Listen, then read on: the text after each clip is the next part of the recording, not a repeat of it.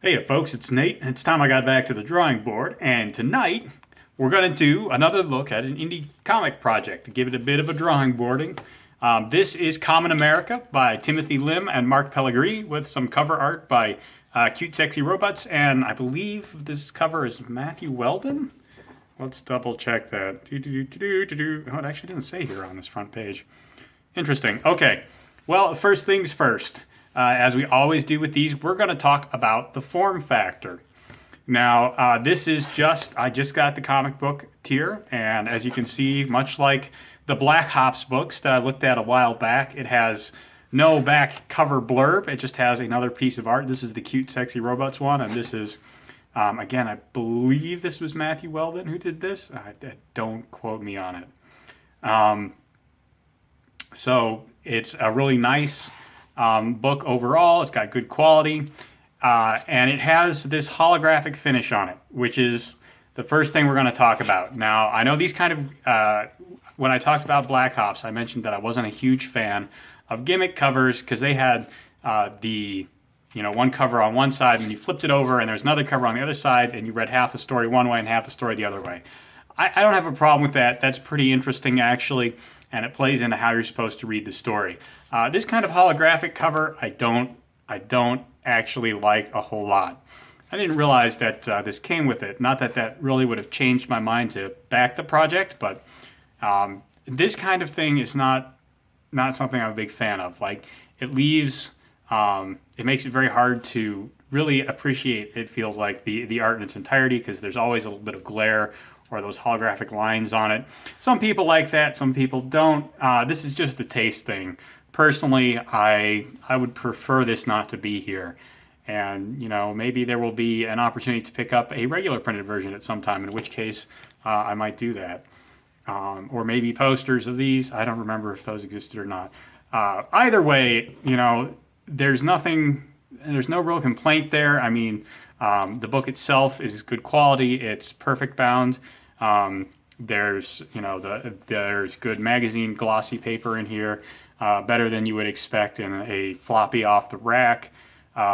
So really, really good quality. It also came with a sticker which I don't have with me right this instant, and a postcard, both of which are pretty nice quality. The postcard has Ragowski from the zombie comic Rags, and Punchline from the Punchline comic, oddly enough. Not the DC one, which is much newer. But yeah, even just look at this. Look at it in the camera. Every time I turn it, there's that glare spot. Yeah. I mean, it's okay, I guess. If gimmick covers are your thing, you'll appreciate the holographic part of it. Otherwise, it's just sort of there. So let's talk about the art. Tim has been improving as an artist over the course of many projects, and my biggest gripe with him has always been his panel layout, which has always struck me as a little bit boring, and he has definitely improved that in this book as compared to Black Hops 2.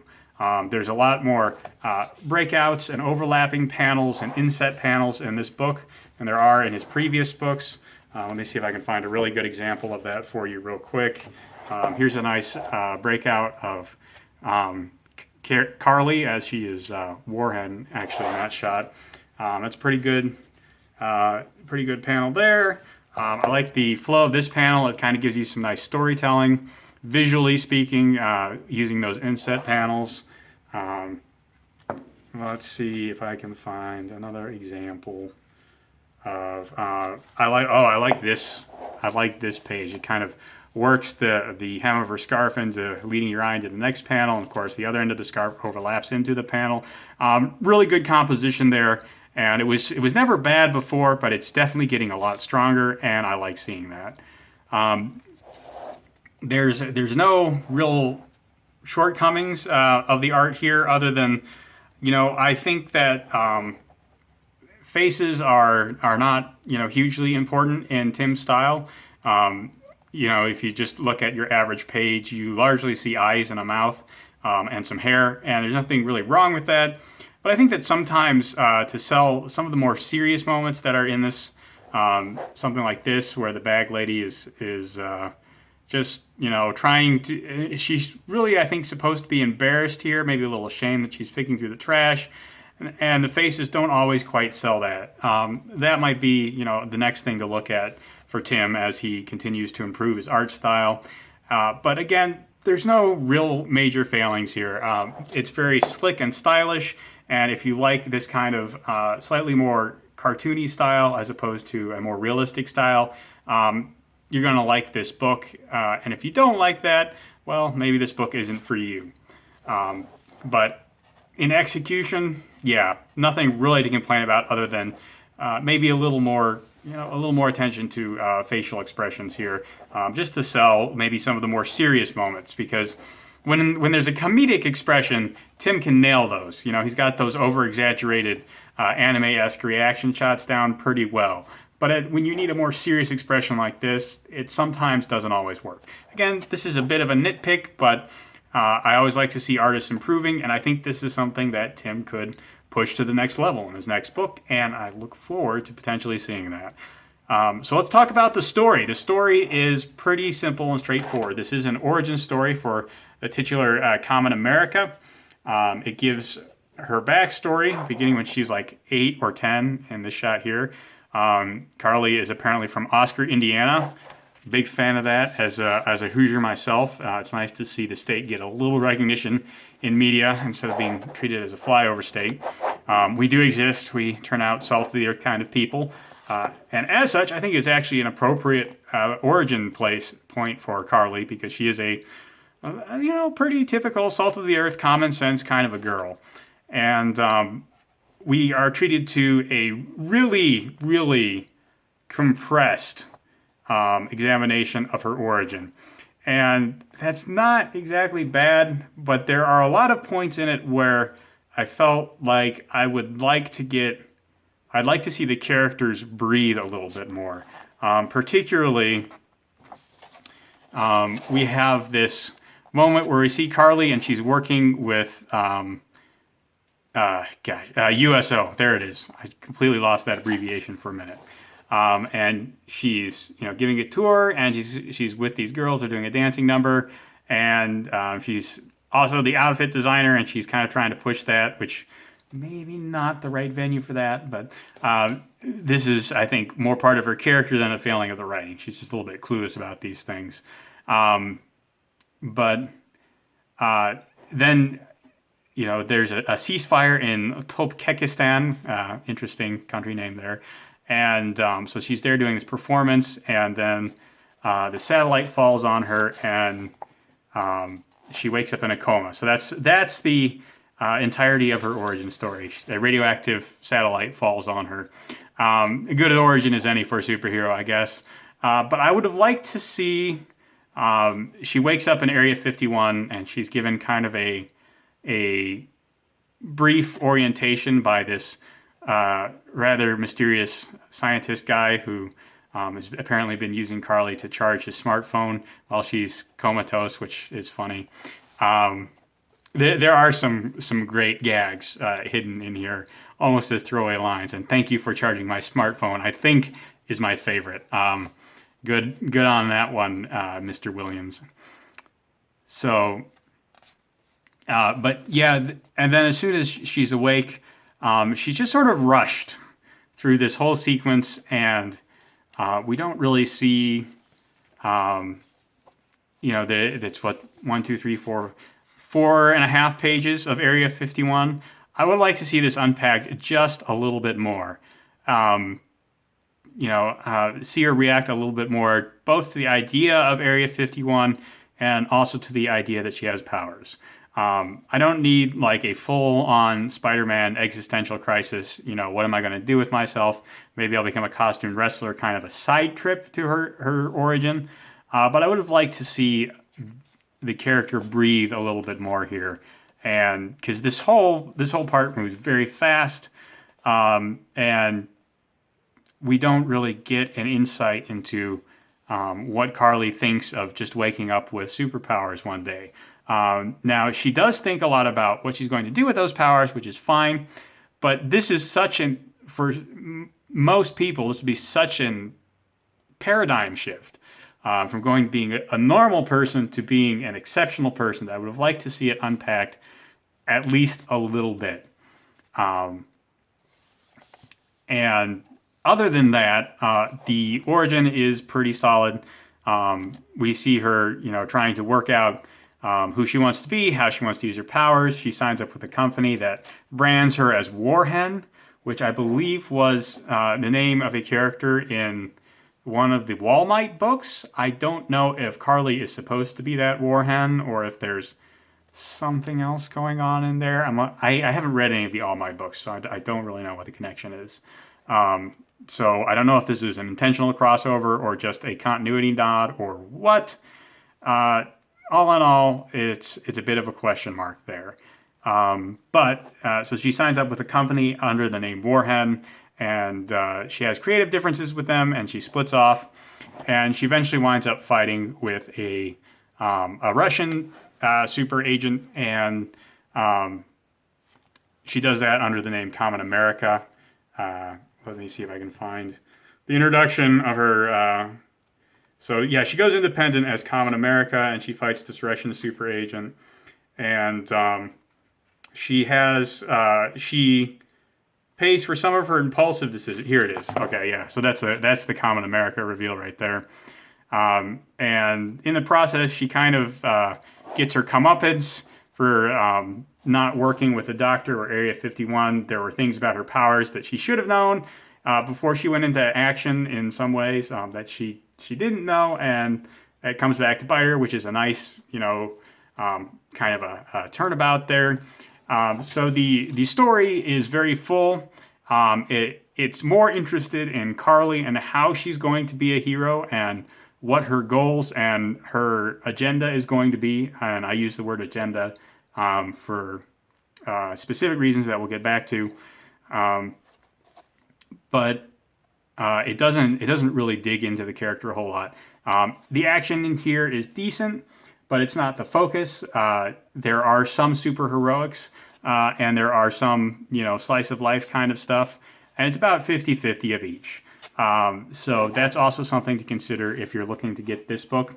Part of that is simply because they are introducing Carly and her character conflict for this book. And I suspect that in future books, there will be a little bit more action and maybe a little bit less in the way of character establishment and character buildup, simply because you won't need 2 or 3 pages. How much is it? 1, 2, 3 pages of introduction to the character as a youngster, and then another 3 or 4 pages of origin story, and then of course the Area 51. All of that, of course, is now done and out of the way. So we will see more of the character conflicts and the hopefully superheroic conflicts in books to come. And that's fine. The book does, I think, what it needs to do for this book. I don't think it's as strong as the Black Hop's origin was. I'm not sure if that's just because the story does not resonate with me quite as strongly as Black Hop's did, but if I had to choose something specifically, it's because in Black Hop's there was a strong sense of loss to the central character, for lack of a better term. That sounds odd to say for a rabbit with almost human intelligence, but there was a definite feeling that Usagi had already been through some things and had lost some things, and kind of empathized with. You can go back and look at my review of that if you want more of my thoughts on that arc. It just there seems to be lacking a certain amount of emotional resonance to this that Black Hop's had. That's we'll leave it at that. It's difficult to discuss without going into some spoilers here for the final confrontation. So overall, the theme of the book is very interesting because agenda is a theme of the book, and Carly has to deal with agendas through the whole book. Beginning from this very first page, she has an uber feminist teacher, and unfortunately Carly is an uber feminine girl. She wants to make outfits. She isn't interested in the sciences or mathematics or business. She just wants to design clothes. And that's fine. I mean, Carly's a sweetheart, and it's very likely that a nice boy is going to marry her and, do most of the physical lifting for her. And there's nothing wrong with that. But of course, the teacher has an agenda and does see something wrong with that. Later on, Carly gets superpowers and she starts to work for this company that also has an agenda. They want certain kinds of branding. They want certain kinds of angles. They don't want Carly, giving her clothes away as charity because she gives her scarf to the bag lady, and that's bad for the branding. And those are things that her company doesn't want because the company has an agenda. So Carly has to set her own agenda, which she ultimately does.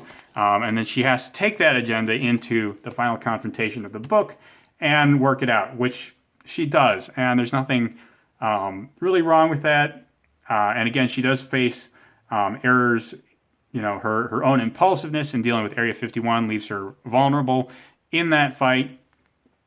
So that's an interesting angle to it. Unfortunately, there's less of a direct challenge from her opponent at the climax to her own agenda. And, for an origin story, I think that's okay. Because the whole point of this story was Carly getting to the point where she could set her own agenda and her own priorities. And I think the second book is where we really want to see people come in and start to challenge that. So this book has set the status quo, and future books are going to have to riff on that in order to create conflict. So it's a pretty good story, but it's an origin story, and there's not a whole lot here that we haven't seen in other superhero stories. So, it's a B. It's a solid B. There's nothing wrong with that. That's a respectable grade for a book. It does contain a teaser at the ending suggesting that there will be a crossover with Black Ops. I don't know if that will be in the next book. It's also unclear to me, given that her name was Warhen, and I believe that was in Wall Might, whether there will be a Wall Might crossover or not. I'm not a huge fan of, every single story having to be tied together through really close continuity. But, this seems pretty harmless, and, we'll see if anything comes of it. It's good, fun read. It has a lot to offer. And really, writing-wise, other than the fact that the first 10, 15 pages are very compressed and move you through the story very quickly, a little too quickly for my tastes, there's no real writing flaw here.